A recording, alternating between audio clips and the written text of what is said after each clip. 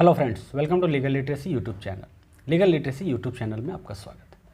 Friends, अगर आपको कोई बोले कि बार काउंसिल में एनरोलमेंट के लिए आपको सिर्फ 750 रुपीज़ ही देने होंगे तो कैसा लगेगा?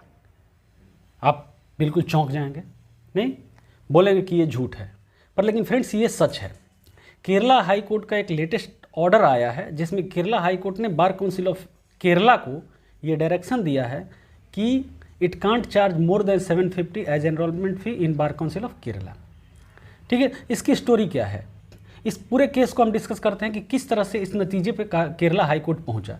और रिसेंटली अभी आपने देखा होगा, न्यूज़ पढ़ा होगा आपने कि केरला हाई कोर्ट ने एक डायरेक्शन दिया था केरला बार काउंसिल को कि यंग एडवोकेट्स को कुछ इंटर्नशिप अमाउंट कुछ अमाउंट पे करने का। ठीक है, तो अमाउंट पे करने का दिया था, वो 3000 रुपये डिसाइड किया गया है। केरला गवर्नमेंट और बार काउंसिल ऑफ केरला ने मिलकर वो दिया जाएगा न्यू एडवोकेट को।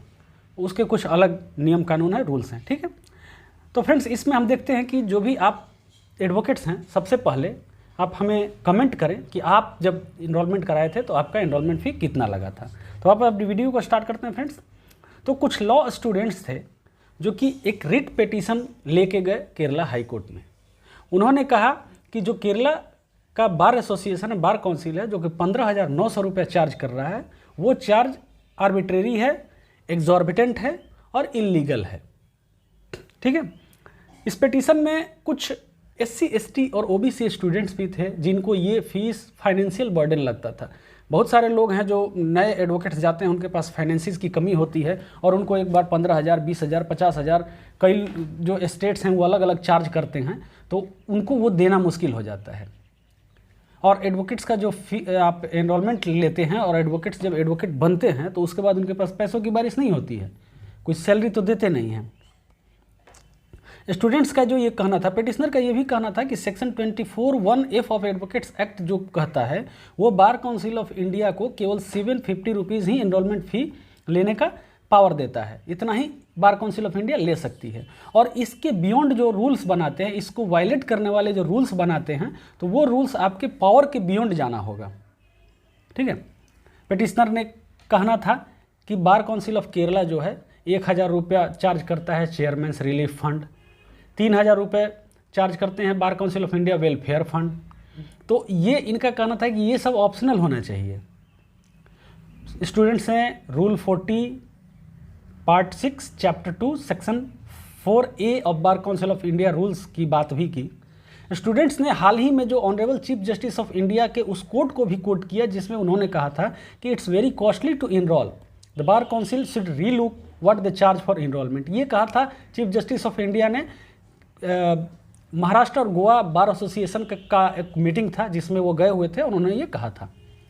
साथ ही में जब सुप्रीम कोर्ट ने कहा कि AIB की जो वैलिडिटी को अपहेल्ड किया सुप्रीम कोर्ट ने, हाल ही में हमने एक वीडियो भी बनाया था उस पर, तो जो वैलिडिटी को अपहेल्ड किया था उसमें भी सुप्रीम कोर्ट का कहना था कि there should be uniform enrolment fee collected by state bar councils and that the enrolment fee should not become oppressive. ठीक है, तो ये कहना था सुप्रीम कोर्ट का कि कोई भी जैसे बार काउंसिल का जो एनरोलमेंट फ़ी होता है वो ऑप्रेसिव नहीं होना चाहिए और हर स्टेट का यूनिफॉर्म होना चाहिए पूरे इंडिया में। जैसे बिहार का अलग लगे, यूपी का अलग लगे, दिल्ली का अलग लगे, केरला का अलग लगे, तमिलनाडु का अलग लगे, ये सही नहीं है। ठीक है, तो इसमें फाइनली क्या कहा हाई कोर्ट ने, एक इंटरिम ऑर्डर पास किया है। बार काउंसिल ऑफ इंडिया का भी अपना पक्ष था। बार काउंसिल ऑफ केरला ने कहा कि 750 बहुत ही मीगर अमाउंट है और इससे कुछ नहीं होना है, ये अच्छा नहीं है, ये इससे हमारे जो एक्सपेंसेस हैं उनको हम मीट नहीं कर पाएंगे। लेकिन केरला हाई कोर्ट ने एक इंटरिम ऑर्डर दिया है कि in view of that matter there will be a direction to the respondent bar council to receive application from the petitioners with a fee of ₹750 which will be subject to the result of this writ petition. ठीक है, 750 लेके ही आप करेंगे। ठीक है, और ये prospective होगा। प्रोस्पेक्टिव होगा का मतलब होता है कि जो पहले से आपने एनरोलमेंट अगर किसी ने करा रखा है तो उसको पैसे वापस नहीं मिलेंगे, आगे से ये 750 होगा। और इसका जो फाइनल जजमेंट आएगा अभी आने वाला है, अभी इंटरिम ऑर्डर है। ठीक है, तो ये काफ़ी अच्छी खबर है, अच्छी न्यूज़ है उन लोगों के लिए जो कि LLB कंप्लीट कर रहे हैं, लॉ कंप्लीट कर रहे हैं और एडवोकेट बनने की सोच रहे हैं।